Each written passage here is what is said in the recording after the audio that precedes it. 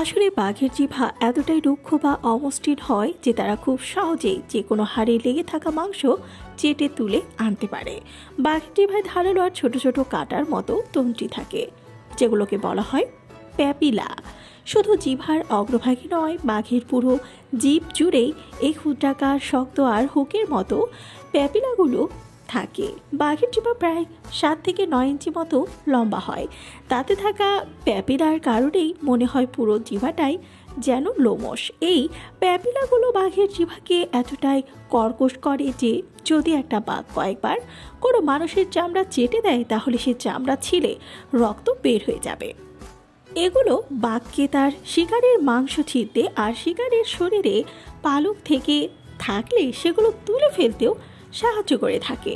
মূলত বাঘের শিকার করা প্রাণীর দেহ থেকে মাংস আর লোম তুলে ফেলার জন্যই তারা এই প্যাপিলা ব্যবহার করে থাকে, যা তাদের হজমের কাজে আর শিকারের শরীর থেকে সর্বোচ্চ পরিমাণে ক্যালোরি গ্রহণ করতেও সহায়ক। এই পাশাপাশি নিজেদের শরীর পরিষ্কার করতেও বাঘ জিহ্বা ব্যবহার করে। মজার বিষয় হলো এই জিহ্বাটা চিরুনির কাজও করে। এর সাহায্যে তারা খুবই সতর্কভাবে নিজে পশমগুলোকে আঁচড়ে ফেলে। শিকারকেও এই জিহ্বা দিয়ে যতটা জোরে আঘাত করে ঠিক ততটাই নরমভাবে নিজের ক্ষেত্রে চিরুনির মতো কাজে লাগায়। তাছাড়া বাঘের লালা অ্যান্টিসেপটিক হিসেবে বিবেচিত। বাঘের লালাতে থাকে অ্যান্টিসেপটিক স্যালাইভা, আর এটাই হলো বাঘের একটা ভালো বৈশিষ্ট্য। যদি কখনো বাঘের শরীরের কোথাও ক্ষত সৃষ্টি হয় তখন তারা সেটা চেটে চেটে জীবাণুমুক্ত করে ফেলে। বাঘের গর্জন এই জিহ্বা পেরিয়ে কিন্তু বের হয়। একটা বাঘের গর্জন প্রায় বজ্রধ্বনির সমতুল্য বললেই চলে। শিকারকে সাময়িক অসাড় এবং নিষ্ফল করে দিতে বাঘের কয়েকটা গর্জনই কিন্তু যথেষ্ট। এই বড় বিড়ালদের স্বরতন্ত্রী বা ভোকাল কর্ডের নিচে এক ধরনের ভোকাল ফোল্ড থাকে। এই ভোকাল ফোল্ডের কম্পনজাত ধ্বনি মূলত বাঘের গগনবিদারী গর্জনের আসল কারণ। বাঘেরা সাধারণত 2 ধরনের গর্জনের সৃষ্টি করে। এক ধরনের গর্জন মানুষ শুনতে পায় আর অপরটি মানুষ শুনতে পায় না। স্বল্প মাত্রা আর কম্পাঙ্কের গর্জন মানুষ শুনতে পায় না। আর এই ধরনের গর্জন অনেক দূর পর্যন্ত ভ্রমণ করতে পারে, যেগুলো বিভিন্ন ভবন, ঘন বন, পাহাড় পর্বত, এমনকি হাড়ভেদ করেও চলে যায়। শিকারের দেহের ভেতর দিয়ে ভ্রমণের সময় এই গর্জন এক ধরনের হিম বা শীতলতার সৃষ্টি করে, যা শিকারকে জমিয়ে ফেলা বা অসাড় করে ফেলার মতো ক্ষমতা রাখে। আর ঠিক এভাবেই বাঘ তার স্বল্প দৈর্ঘ্যের আর কম্পাঙ্কের গর্জন ব্যবহার করে শিকার অবশ করে ফেলে। বাঘ দেখতে যেমনটা সুন্দর ঠিক তেমনই কিন্তু ভয়ঙ্কর। বাঘ আসলে বড় বিড়াল জাতের অন্তর্ভুক্ত একটা স্তন্যপায়ী প্রাণী। সিংহ, চিতাবাঘ এবং জাগুয়ারের সঙ্গে প্যান্থেরা গণের 4টা বিশালাকার সদস্যের মধ্যে একটা সব থেকে বড় আর শক্তিশালী প্রাণী। শিকারী প্রাণী হিসেবে বাঘের পরিচিতি বিশ্বব্যাপী সমাদৃত। হরিণ, মহিষ সহ বনের বিভিন্ন পশুকে শিকার করে নিজের খাবার গ্রহণ করে রয়্যাল বেঙ্গল টাইগার। শিকারের ক্ষেত্রে বাঘের সাবধানতার কথা প্রায়ই শোনা যায়। আর বাঘের শিকারের সফলতার ক্ষেত্রে জিহ্বারও বেশ অবদান রয়েছে। বলা হয় যে জিহ্বাই বাঘের সব থেকে বড় গোপন অস্ত্র। বাঘের জিহ্বা বিড়ালের তুলনায় কয়েক গুণ বড় আর এটি খড়খড়ে এবং ধারালো।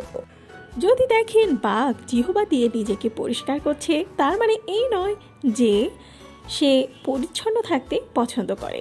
আসলে এই কাজটি করে তাদের গায়ের গন্ধ যতটা সম্ভব দূর করতে। এটা তারা করে যখন তারা বাতাসের দিকে থাকে, তখন তাদের শিকার যেন গন্ধ না পায় সেই জন্য। বিড়াল প্রজাতির সবচেয়ে বড় প্রাণী হলো বাঘ। একটা পুরুষ বাঘের ওজন কমপক্ষে 300 কেজি পর্যন্ত হতে পারে, যা 6 জন মানুষের গড় ওজন। বাঘ তার একটা হাত বা পায়ে থাবা দিয়ে মানুষকে মেরে ফেলতে পারবে। বিশেষ করে বাঘের সামনের হাতের একটা থাবা কোনো মানুষ বা প্রাণীকে মেরে ফেলা বা হাড় ভেঙে দেওয়ার জন্যই যথেষ্ট। বাঘ প্রকৃতপক্ষে নিশাচর প্রাণী না হলেও রাতে শিকার ধরতে পছন্দ করে। এর পেছনে কারণ হলো সংঘাত এড়ানো। বাঘের পছন্দ হলো রাতে তাদের অঞ্চল ঘিরে টহল দেওয়া আর শিকারের খোঁজ করা। বাঘের শাবক বা ছানারা অন্ধ হয়েই জন্মায়, অন্যদিকে তাদের মধ্যে অর্ধেকই মারা যায়। কেননা অন্ধ হয়ে জন্মানোর কারণে চলাফেরা করতে অসুবিধা হয়। তারা মা বাঘের ঘ্রাণ অনুসরণ করে পথ চলে। যেহেতু বাঘ শাবকেরা জন্মগতভাবে অন্ধ হয়ে জন্মগ্রহণ করে, তাই তাদের অধিকাংশই ক্ষুধা বা ঠান্ডাতে মারা যায়। আবার কখনো কখনো মা বাঘ যৌন সঙ্গমের উদ্দেশ্যে উপহার হিসেবে নিজের শাবককে পুরুষ বাঘকে দিয়ে খাইয়ে ফেলে, যেটা খুবই দুঃখজনক। গৃহপালিত বিড়ালরা যেখানে পানি দেখলেই ছুটে পালিয়ে যায়, সেখানে বাঘ কিন্তু পানিতে সাঁতার কাটতে খুবই পছন্দ করে। তারা ঘন্টার পর ঘন্টা সাঁতার কাটে। জানা যায় প্রাপ্তবয়স্ক বাঘ একদিনে 30 কিলোমিটার পর্যন্ত সাঁতার কাটতে পারে। পানিতে খেলার ফাঁকে বাঘ শাবক ও নারী বাঘকে হত্যা করে ফেলে অনেক পুরুষ বাঘ। বাঘের আয়ু 20 থেকে 25 বছরের মধ্যেই হয়, তবে বেশিরভাগ বাঘই 20 বছর বয়সের আগে মারা যায়। বিশ্বের সবচেয়ে বয়স্ক বাঘটার বয়স ছিল 25 বছর। বাঘ বড় প্রজাতির অন্যান্য বিড়ালের সাথেও সঙ্গম করতে পারে। যদি একটা পুরুষ বাঘ নারী সিংহের সঙ্গে সঙ্গম করে, তাহলে সংকর জন্মগ্রহণকারী প্রাণী টিগর নামে পরিচিত। টিগর প্রজাতি বৃহত্তম বিড়াল প্রজাতি এবং নিগারের চেয়েও বড় হতে পারে, যা পুরুষ সিংহ এবং স্ত্রী বাঘের মিশ্রণ। একটি নিগারের উচ্চতা 4টি পায়ে এবং দাঁড়িয়ে থাকা অবস্থায় প্রায় 6 ফুট লম্বা হয়। বাঘের লালা অ্যান্টিসেপটিক হিসেবে কাজ করে। বাঘের লালে থাকে অ্যান্টিসেপটিক স্যালাইভা। সম্ভবত এটাই বাঘের সবথেকে ভালো বৈশিষ্ট্য। যদি বাঘের শরীরের কোথাও ক্ষত হয়, তখন তারা সেটা চেটে চেটে স্থানটিকে জীবাণুমুক্ত করে ফেলে। প্রাণী জগতের দ্রুততম রানার না হলেও বাঘের শক্তিশালী পা রয়েছে, যা দিয়ে প্রতি ঘন্টায় 60 কিলোমিটার পর্যন্ত দৌড়াতে পারে। এই বিস্ময়কর প্রাণীটি। বাঘের শরীরে ডোরাকাটা দাগ কারোর সঙ্গে কারোর মিল থাকে না, অনেকটা আমাদের আঙ্গুলের ছাপের মতোই। ঠিক বাঘের শরীরের ডোরাকাটা দাগগুলোই তাদের পরিচয় বহন করে। এই দাগগুলো তাদের পশমের নিচে চামড়াতেও দেখতে পাওয়া যায়। বাঘ খুবই কম গর্জন করে, অন্যদিকে নিজ প্রজাতিকেই খেয়ে থাকে এই হিংস্র প্রাণী। আরও একটা অদ্ভুত তথ্য হলো, বাঘের মূত্র থেকে যে গন্ধ বের হয় তা নাকি বাটার পপকর্নের মতো। তাই বনাঞ্চলে এই ঘ্রাণ পেলে বুঝে ফেলবেন সেখানে বাঘ রয়েছে। বাঘ অন্যান্য প্রাণীর শিকারের সময় তাদের সাথে লড়াই করতে পছন্দ করে। শরীরে ডোরাকাটা দাগ থাকার কারণে তারা ঝোপঝাড়ের মধ্যে দিব্যি লুকিয়ে থাকে আর আক্রমণ করে শিকারকে। বাঘকে নির্জন প্রাণী হিসেবে বিবেচনা করা হয়। তারা অবসর সময়ে হাঁটতে বা তার পরের খাবার খুঁজতে থাকে। বাঘ সাধারণত হরিণ, ভালুক, পাখি, গন্ডার, কুমির, মহিষ ও চিতাবাঘও খেতে পছন্দ করে, এমনকি তারা মাছও খায়। বাঘ অন্যান্য প্রাণীর ডাক অনুকরণ করতে পারে। অন্য প্রাণীদের ডাক নকল করার মাধ্যমে বাঘ অতিরিক্ত সুবিধা গ্রহণ করে। বাঘেরা অন্যান্য প্রাণীদের ডাক অনুকরণ করে নিরীহ প্রাণীদের ফাঁদে ফেলে আর তাদের আক্রমণ করে। যদিও বাঘ মানুষকে শিকার হিসেবে দেখে না, যদি না কোনো মানুষ তাদের প্রতি আক্রমণাত্মক না হয়।